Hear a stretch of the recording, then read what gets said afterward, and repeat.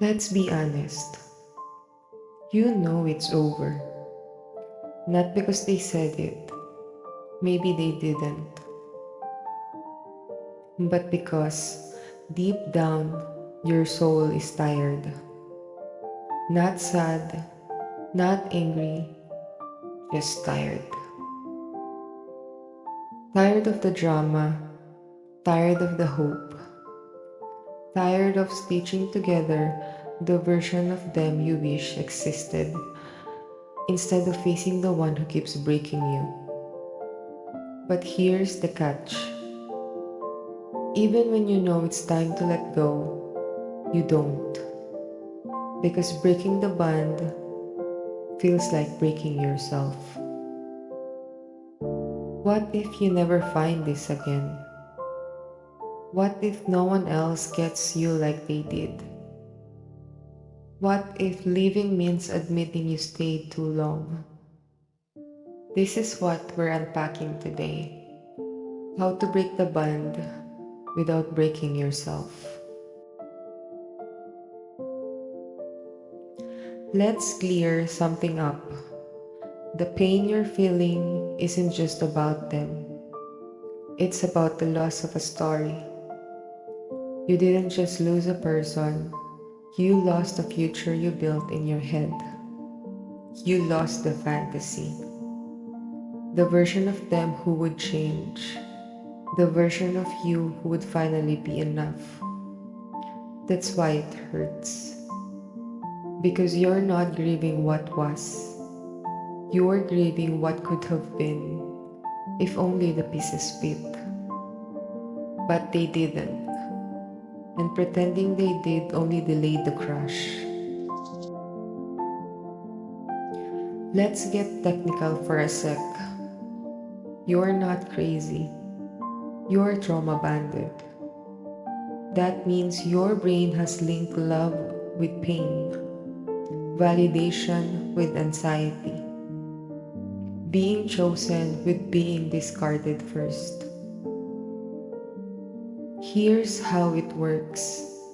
They hurt you, you feel unsafe, then they comfort you.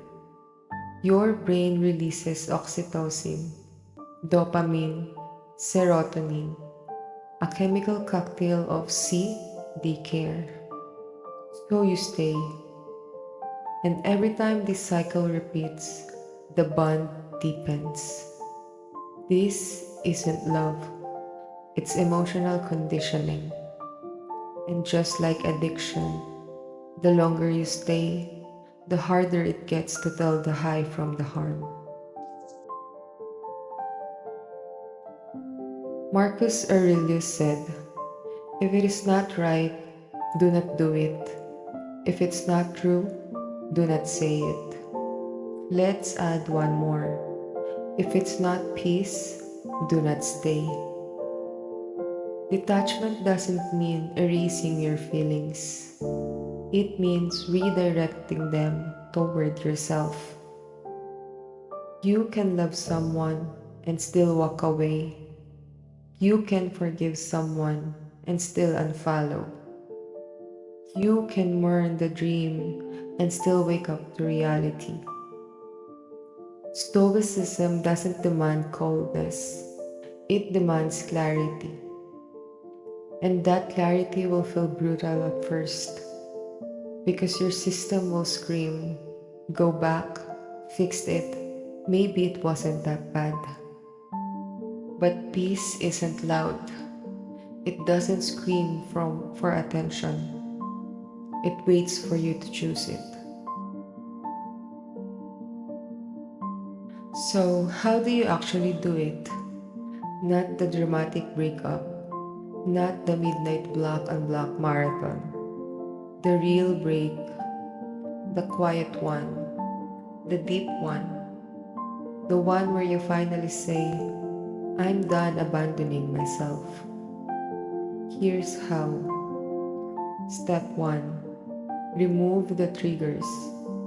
Block them if you must, not for pettiness, but for peace. Step 2. Stop chasing closure. You already have it.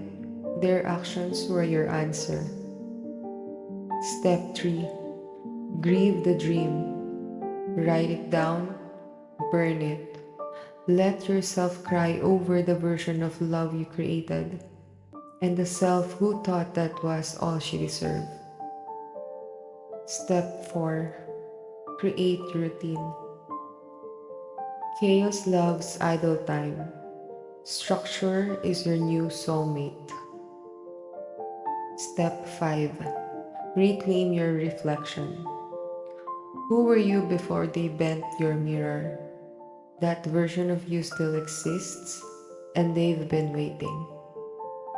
You don't need a hero, you need a reunion with yourself.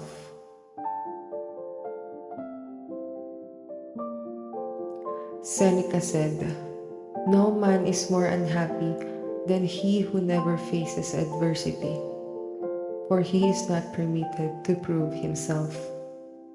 This is your proving ground, not to show the world how strong you are, but to show you that breaking a bond doesn't mean breaking yourself. It means choosing the harder path, the quiet walk home.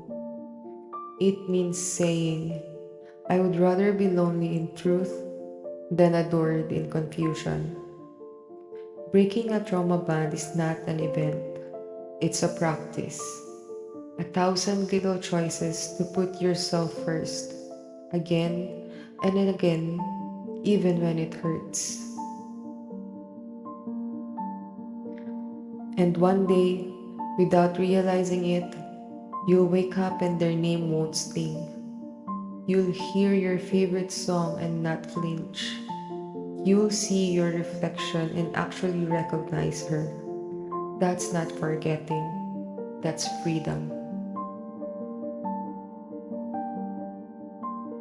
You're not broken. You're just detoxing from a love that hurt more than it healed. And when your mind plays the highlight reel, pause, breathe, and remind yourself you didn't leave because you stopped loving them. You left because you finally started loving yourself.